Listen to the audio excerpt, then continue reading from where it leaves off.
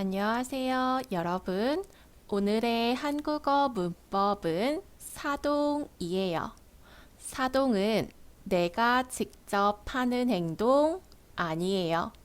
다른 사람이 하게 하는 행동이에요. 내가 직접 먹어요? 아니에요. 아이가 먹어요? 네. 이럴 때 쓰는 문법이 사동이에요. 단어부터 볼게요.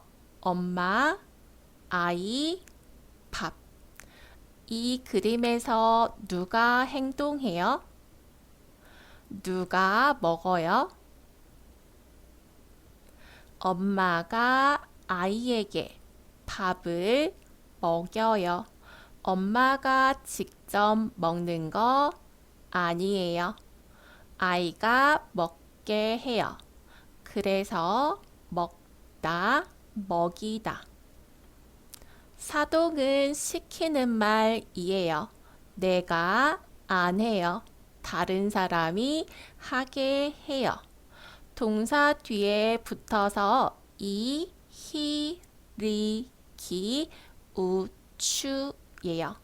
먹다, 먹이다, 끓이다, 녹이다, 속이다, 죽이다, 보이다, 높이다, 입다, 입히다, 눕히다, 앉히다, 익히다, 읽히다, 잡히다, 넓히다, 살다, 살리다, 돌리다, 얼리다, 울리다, 알리다, 말리다, 놀리다, 신다, 신기다, 맡기다, 씻기다, 벗기다, 감기다, 빗기다, 웃기다, 숨기다, 타다, 태우다, 채우다, 깨우다,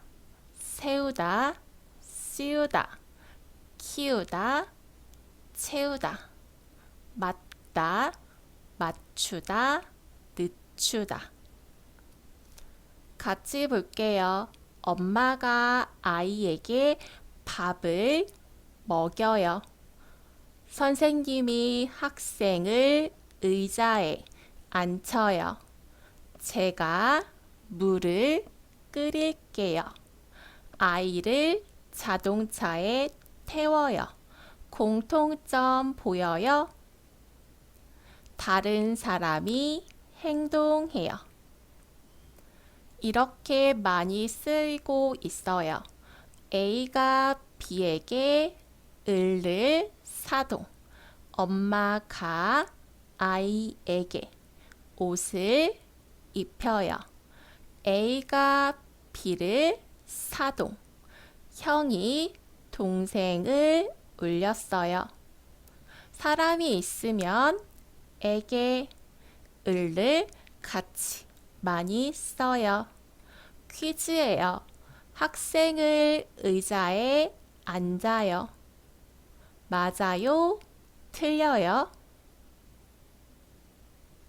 틀려요. 선생님이 학생을 의자에 앉혀요. 엄마가 아이를 재워요. 맞아요? 틀려요? 맞아요. 잘했어요. 이제 같이 말해 볼게요. 엄마가 아이에게 밥을 먹여요. 선생님이 학생을 의자에 앉혀요. 제가 동생을 울렸어요. 사동은 시키는 말 내가 안 해요. 다른 사람이 하게 해요예요. 다음 영상에서도 쉽고 재미있는 한국어 같이 공부해요.